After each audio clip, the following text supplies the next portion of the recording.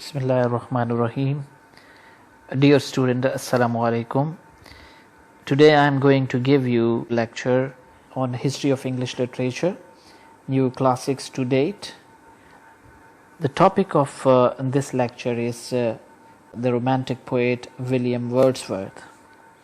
I am Muhammad Asif Khan, lecturer, Department of English, Kohat University of Science and Technology. In classroom, we studied 18th century literature, and then at that time I give you introduction of Romantic age, and we also comparatively studied the 18th century literature and the Romantic age literature. But for today's lecture, the agenda for discussion is that first of all I will give you a brief introduction of William Wordsworth, and then we will look at the definition which he gave of a poet and the definition of the poetry given by William Wordsworth. Then in the coming slides I will introduce you with the main poetical themes of his poetry, and we will also have an overview of his poetry. In the end I will give you list of the major works of William Wordsworth, and I hope that this very lecture will be very helpful to you students. So William Wordsworth, his date of birth is 7th April 1770. The period of that was we can say that a period, very revolutionary period in the history. And we see number of changes in the world political scenario. French Revolution, before that American Revolution start, and French Revolution, and number of things were happening in philosophy and other fields of knowledge. So his date of birth is 7th April 1770. And he died on 23rd April 1850. 1850, the time period which we normally include in the Victorian period, but his zeal and his that vigor and power slowly and gradually that disappeared in the later period, but in the very initial time period of his poetic career, he was outstanding. So he is the greatest poet of Romantic period, and the most important thing is that he is the originator. He is the originator of this very movement. He started this basically the Romantic movement of the English literature was started by him, and he totally rejected those conventions and principles, rules that were being laid by the 18th century poets and writers. And he actually initiated and he formed a new realm of poetry, and his approach or line of action was very different from the poets and the writers of 18th century. So he stood against those big names like Dryden, Pope, and Johnson, as we already studied them, and we know that these very personalities were so strong that literature of English, we named those periods with the names of these very great writers. So what was different? What was the new fashion that he started? He declared that poet is a man who is having those exceptional qualities or talents, like the talent of sensibility, enthusiasm and tenderness. With sensibility I mean those deep feelings and receptivity that makes him aware of his surrounding, and that gives that person a passion and zeal, and he has that very compassion and care and kindness for his surrounding, that he starts creating a very touchy type of creativity. And one another thing, that he believes that poet is a man who has a very strong understanding of human temperament and personality. And he believed that a poet has a very comprehensive and complete soul. It means that he has that capacity of including all these things which I described to you in the above very lines, that he has that power of including all these wide range of emotions and tenderness, compassion in his works.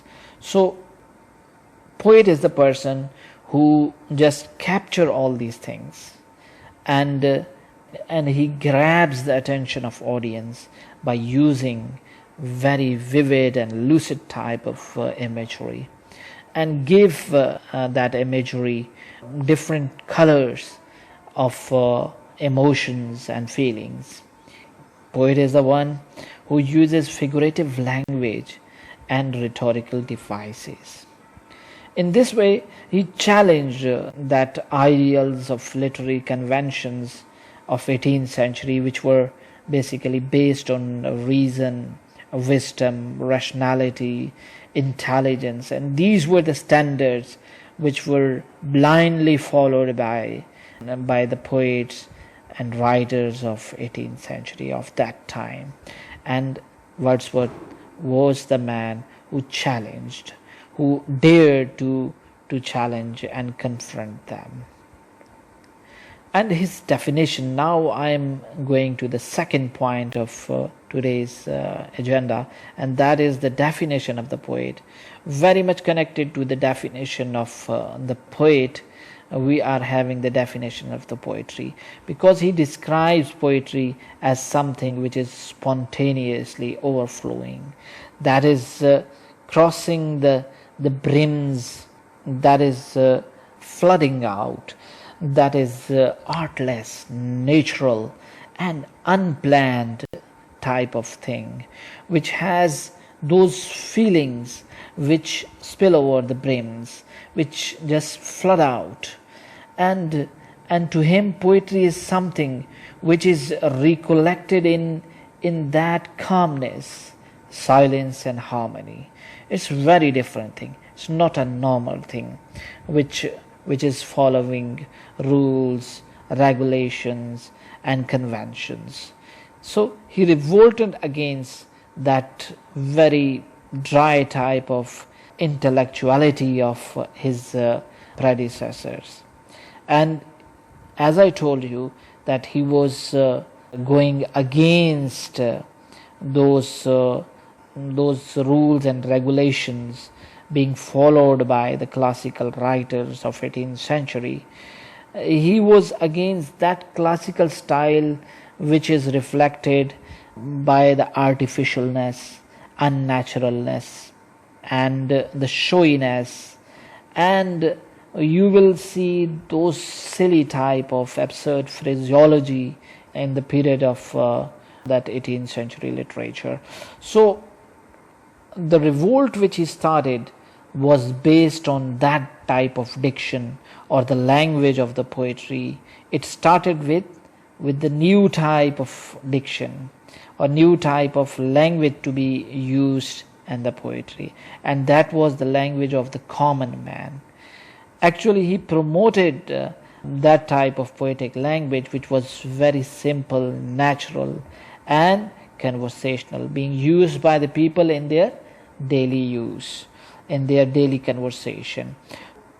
The third point of today's discussion is that what type of themes he used in his poetry. The first and the most important theme of the Wordsworth poetry is nature.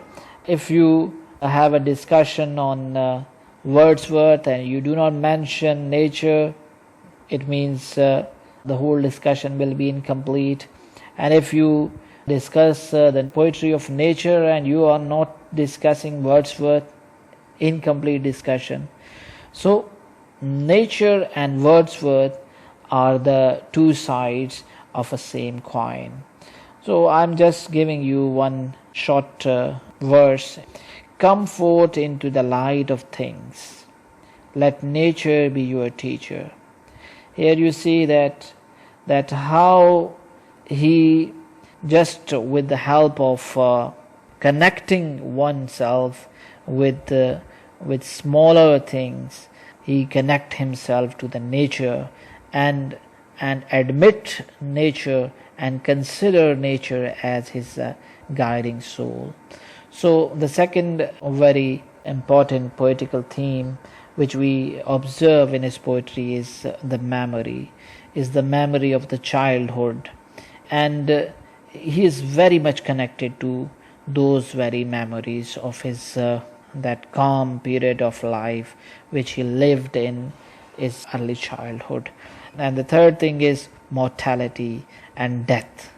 He is very much connected to humanity, that is something, kindness, like the feelings of sympathy and compassion. We also see a number of touches of transcendence, spirituality and connectivity to that big soul. He also included morality, ethics and goodness, honesty and such type of themes in his poetry. One another very important thing that he included in his poetry is religion. Now we see that he wrote a very large number of lyrics. The special quality is that he blended and mixed emotions by simple means. Simple means using simple language, very suitable phrases, and he used these very phrases with super type of naturalness. You will not feel any artfulness in that very thing. These very phrases come very artlessly. In the following lines, you will see very simple language. He expressed very deep things, deep philosophy of the life. The lines are, thus nature spoke and the work was done. How soon my Lucy's race was run. She died, here you see, she died and left to me his help, this calm and quiet scene, the memory of what has been and never more will be.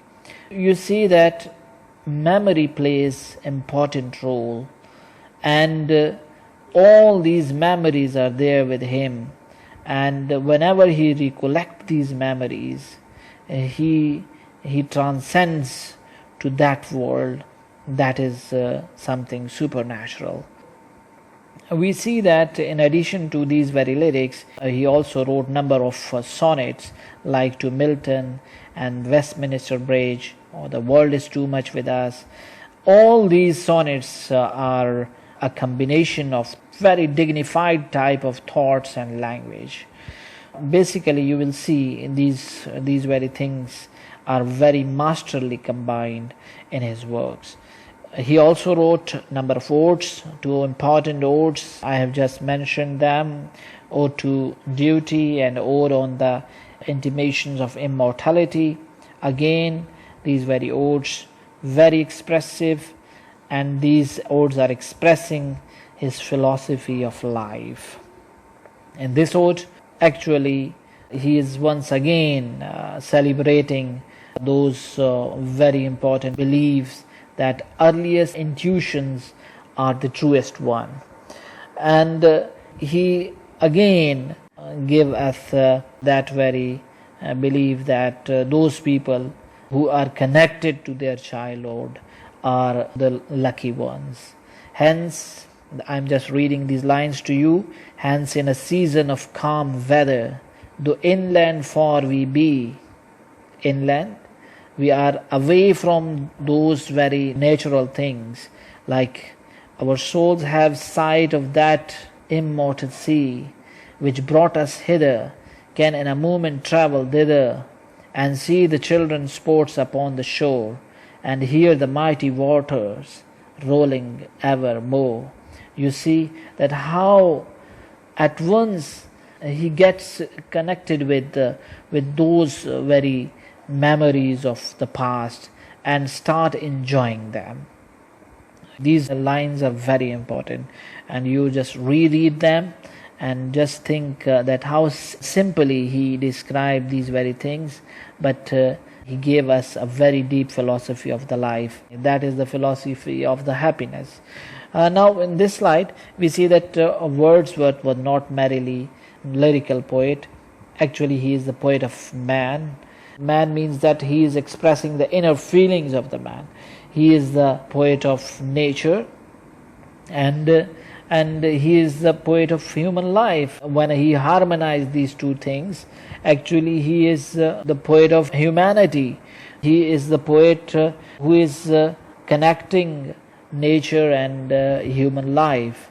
So when we look at his early life, his youth, we see that he was very much influenced by French Revolution that started in 1789. But we see that very soon all these romantic poets who were very much influenced by that revolution, they were disappointed and they disillusioned on account of the unrestrained behavior of the revolution. Then he concluded that for emancipation, revolution is not necessary. If we want the emancipation and liberation of the man, simple living and nature is that place where he can liberate himself from the restraints or the chains of this very society. So to some extent we can say that his poetry is not affected by these very upheavals, and we do not see poetical upheavals and poetical turmoils and disorders in his poetry. But we see that he gave us very definite foundations for the faith in mankind and the simple holiness of rustic life. He is in later life not having very big hopes with French Revolution. I'm just moving to the next slide. That is that he has that quality that to mix, to harmonize nature and man. As we saw in the last slide, that he is the poet of man and nature. Here we see that he is the man who discovered that inborn harmony between nature and man. We see that to him nature is the right type of life. I mean that nature provides the man that harmony, that it connects to that very soul which is controlling all these happening in our world. So we see that very philosophy in the poems of Wordsworth, and especially the poems like Lines Composed a Few Miles Above Tintern Abbey, Ye Trees. These are the poems which include these very ideas in such a supreme way that you can very easily connect the simple things to that mighty being that is residing somewhere above. So to him nature has that powerful effect that the simple things, very simple things of nature can touch those chords, those responsive strings of human heart that generates very big waves in the human personality.